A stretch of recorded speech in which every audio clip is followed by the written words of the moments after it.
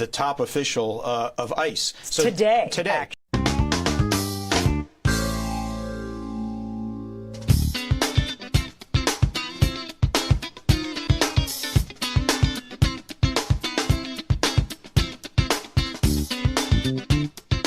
From New York, this is Democracy Now!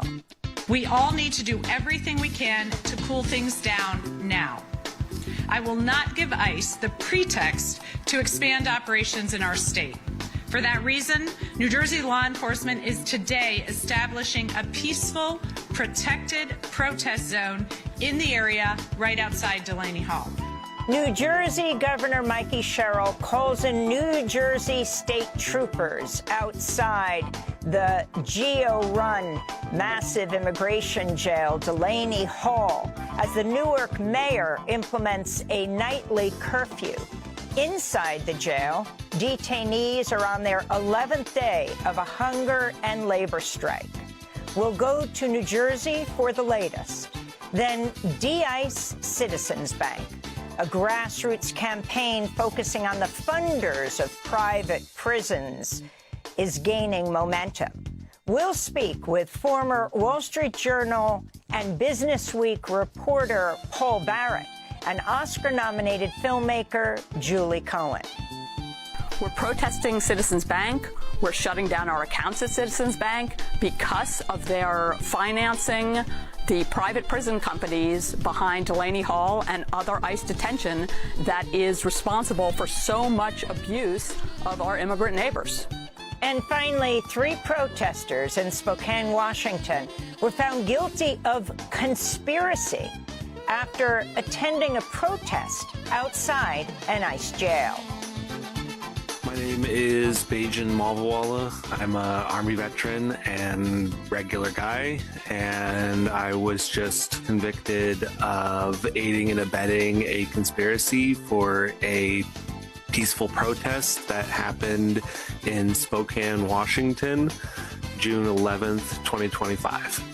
We'll go to Spokane to speak with Bajan Malvawala, as well as Aaron Glantz, who's reporting this story for The Guardian. All that and more coming up. Welcome to Democracy Now!, democracynow.org, the War and Peace Report. I'm Amy Goodman. The U.S. attacked Iranian radar and drone sites on the island of Qeshm over the weekend, while Iran said it launched a retaliatory attack on a U.S. base in Kuwait. This comes as Iran's foreign ministry claims it's not currently engaging in talks with the U.S. on the details of its nuclear program, and that Iran and Oman are the only 2 countries that have a right to, quote, exercise sovereignty, unquote, in the Strait of Hormuz. Despite this, President Trump claimed on social media that, quote, Iran really wants to make a deal, unquote. On Saturday, Trump said during an interview with his daughter-in-law, Laura Trump, on Fox News, that the U.S. should not have waged war on Iran. You look at what happened with Iraq. We did so bad. That was such a foolish thing, what we did. Shouldn't have been there in the first place, by the way. And shouldn't have been in Iran. But Iran has the capability. If we didn't hit them with the B-2 bombers 9 months ago, they would have a nuclear weapon right now. In southern Lebanon, Israeli troops captured the medieval Beaufort Castle over the weekend, raising the Israeli flag over the fortress in what the army described as its deepest incursion in Lebanon in over a quarter of a century.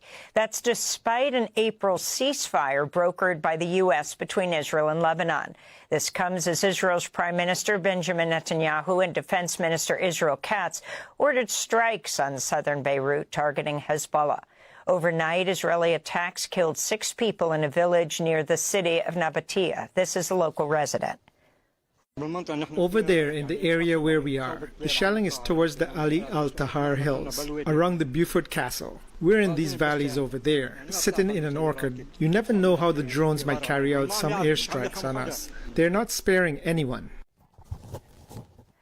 In Gaza, Israeli attacks have killed 2 Palestinians and injured several others. On Saturday, Dr. Jamal Abu Aboun, head of the anesthesia department, Al Yafa Medical Hospital in central Gaza, was killed in an Israeli drone strike that injured 3 other civilians, including a 2-year-old girl. Since last October's U.S.-brokered so-called ceasefire, Israeli attacks have killed at least 922 Palestinians.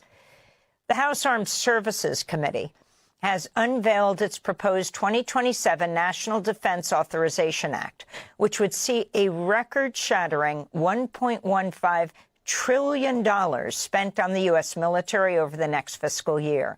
Among the bill's many provisions is Section 224, entitled the United States-Israel Defense Technology Cooperation Initiative, unquote. The provision would bring the U.S. and Israel into an unprecedented partnership covering technology sharing, the co-production of weapons systems, and bilateral research and development across multiple domains of warfare, including biotechnology, autonomous systems, AI, cyber warfare, and more. During a closed-door testimony with the House Oversight Committee on Friday, former Attorney General Pam Bondi claimed she lacked real authority in overseeing the release of the Epstein files. Instead, she blamed her successor, Attorney General Todd Blanche, Trump's former personal lawyer. Bondi also reportedly told committee members Blanche was managing, quote, the entire investigation, unquote, and determined which documents would be released. That's according to Congressmember Robert Garcia of California, the ranking Democrat on the committee. A federal judge has ordered a temporary halt to the Trump administration's efforts to set up a nearly $1.8 billion slush fund for Trump supporters who say they were wrongly investigated or prosecuted by previous administrations. The so-called Anti-Weaponization Fund was announced by the Department of Justice last month as part of a settlement between the IRS and Donald Trump and his family after the president sued his own administration's IRS for $10 billion over the leaking of his tax returns by an employee of a federal contractor. The Wall Street Journal reports more than a dozen Republican senators have privately urged top Trump aides to abandon the fund over concerns it could award millions of dollars to Trump supporters who attacked the Capitol and its police on January 6, 2021. Vice President Mike Pence also condemned the fund. Let's get rid of this fund. I mean, it's deeply offensive to me that you could have a fund that could even possibly compensate people who assaulted police officers or vandalized the Capitol on January 6th. And I think that's broadly held by most Republicans. In Newark, New Jersey, today marks the 11th day since hundreds of immigrants detained at the ICE jail known as Delaney Hall began a hunger and labor strike demanding their immediate release. Protesters and organizers continued to gather near the jail Sunday after New Jersey State Police erected a barricade about a half a mile long around Delaney Hall's perimeter. Activists have denounced New Jersey Governor Mikey Sherrill for deploying state police against protesters, with some officers wearing riot gear. Newark Mayor Ras Baraka has imposed a nightly curfew around Delaney Hall until further notice.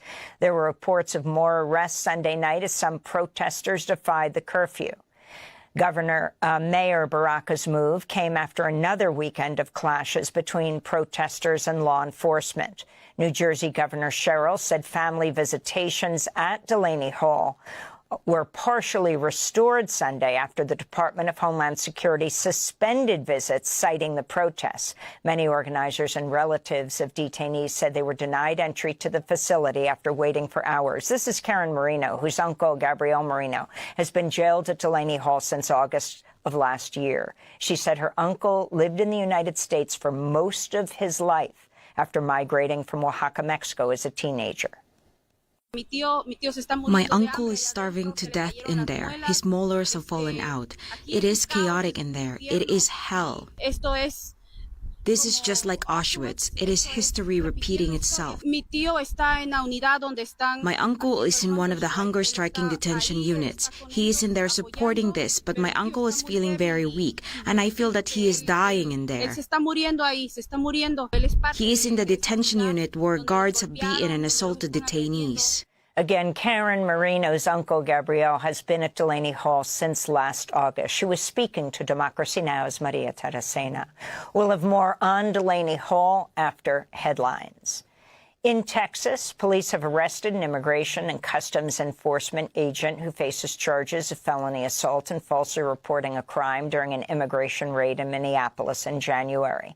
Hennepin County prosecutors allege 52-year-old Christian Castro shot Venezuelan immigrant Julio Sosa Celis in the leg through the door of a home, then lied by claiming the assault was in self-defense.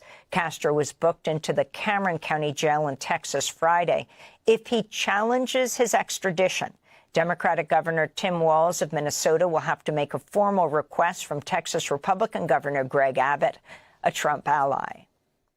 The U.S. military says it struck a vessel in the Eastern Pacific on Saturday, killing 3 men. U.S. Southern Command claimed the vessel was, quote, engaged in narco-trafficking operations, again, providing no evidence.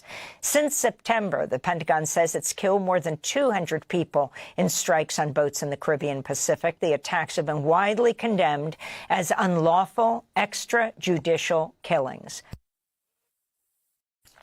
In Colombia, a pro-Trump lawyer and businessman took lead over an ally of outgoing leftist President Gustavo Petro in the first round of the presidential election on Sunday.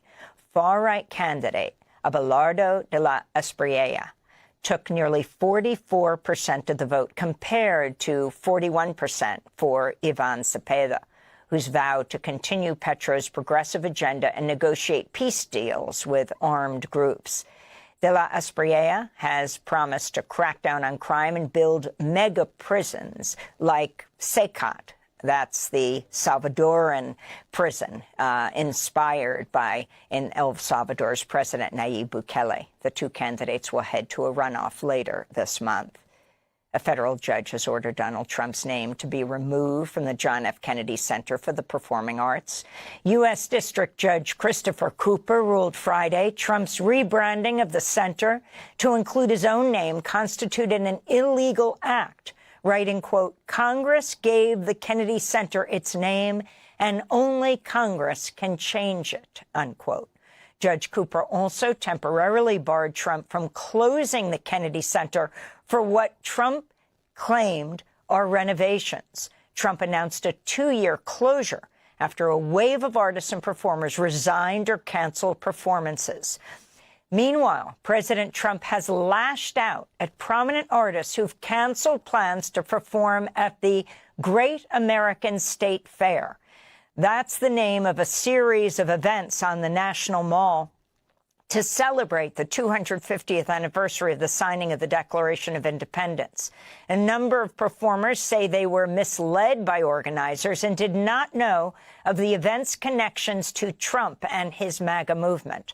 Among those canceling are Young MC, Morris Day, Martina McBride, CNC Music Factory, and the Commodores.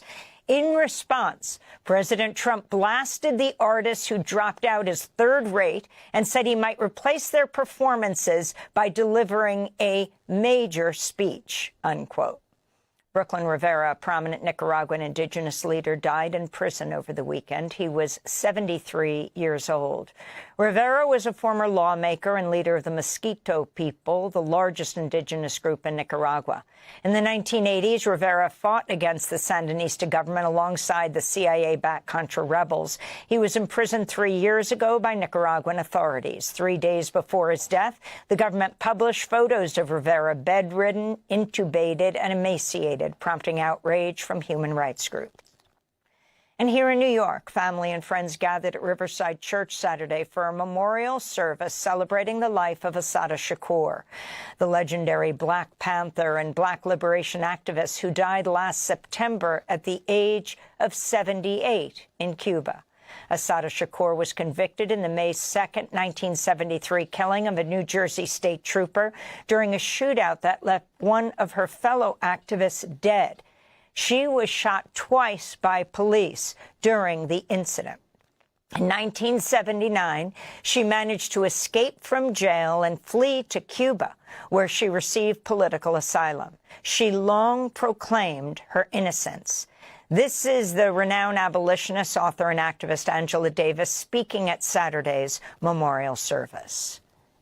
And so when we defend Assata Shakur today, we are defending all radical movements, anti-racist movements, abolition feminist movements, anti-Zionist movements, anti-war movements, anti-capitalist movements.